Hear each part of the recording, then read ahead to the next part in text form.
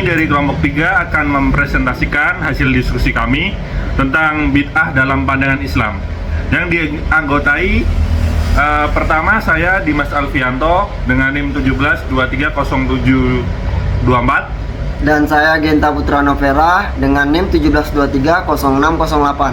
Dan saya Rizky Setiawan dengan NIM 17230164. Yang pertama, bid'ah dalam pandangan Islam. Bid'ah adalah konsep dalam Islam yang merujuk pada inovasi atau tindakan yang diada-adakan dalam agama tanpa dasar yang jelas dari Al-Quran dan Sunnah. Konsep ini sangat penting karena berhubungan langsung dengan kemurnian dan keaslian praktik-praktik keagamaan dalam Islam. Yang kedua ada pengertian bid'ah. Bid'ah secara harfiah berarti inovasi atau sesuatu yang baru. Dalam konteks agama Islam, bid'ah mengacu pada setiap inovasi dalam praktik ibadah yang tidak memiliki landasan dari Al-Quran, hadis, dan sunnah Rasulullah SAW. Bid'ah dianggap sebagai sesuatu yang tidak pernah diajarkan atau dilakukan oleh Nabi Muhammad SAW dan para sahabatnya. Yang ketiga, kategori bid'ah. Bid'ah dibagi dua, yaitu bid'ah syai'ah dan bid'ah hasanah.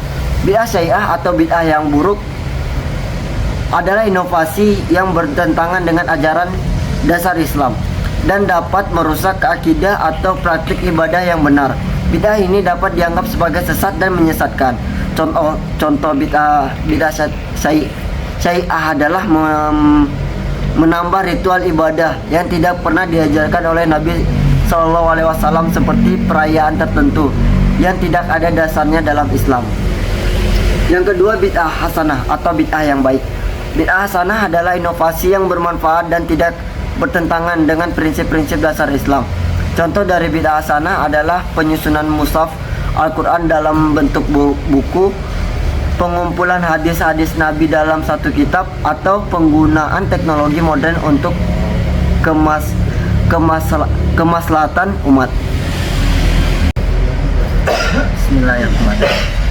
Assalamualaikum warahmatullahi wabarakatuh. Nama saya Rizky Setiawan dan saya akan membaca tentang pandangan ulama tentang bid'ah. Pandangan ulama tentang bid'ah beragam. Beberapa ulama seperti Imam Syafi'i membagi bid'ah menjadi dua kategori, yaitu yang ke satu bid'ah hasanah dan yang kedua bid'ah syai'ah. Namun ada juga ulama yang menganggap semua bentuk bid'ah sebagai sesuatu yang harus dihindari karena bisa mengarah pada penyimpangan dari ajaran Islam yang murni. Selanjutnya, pentingnya menghindari bid'ah.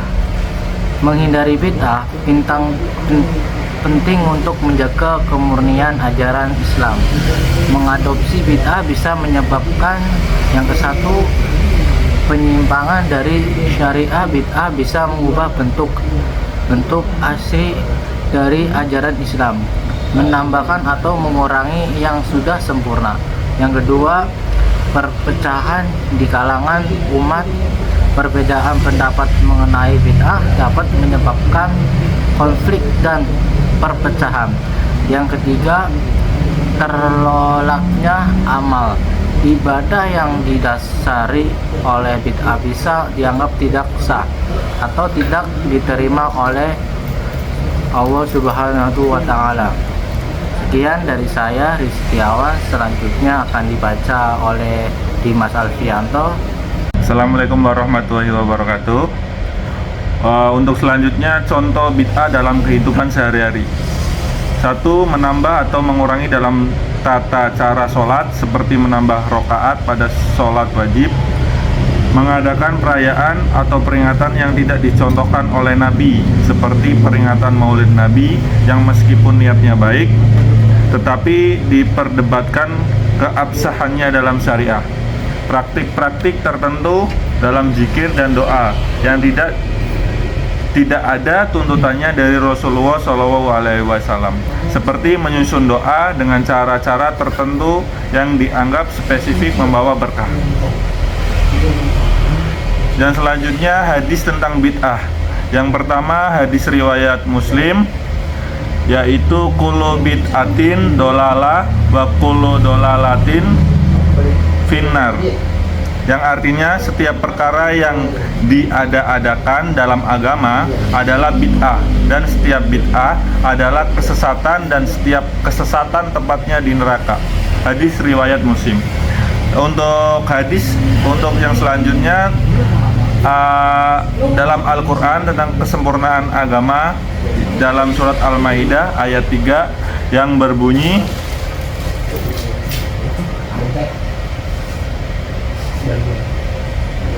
Al-yawma akmaltu lakum dikum wa atmamtu alaikum nikmatin wa raditun lakumul islamadin, yang artinya pada hari ini telah aku sempurnakan untuk kamu agamamu, dan telah aku cukupkan kepadamu nikmatku, dan telah aku ridhoi Islam itu jadi agama bagimu.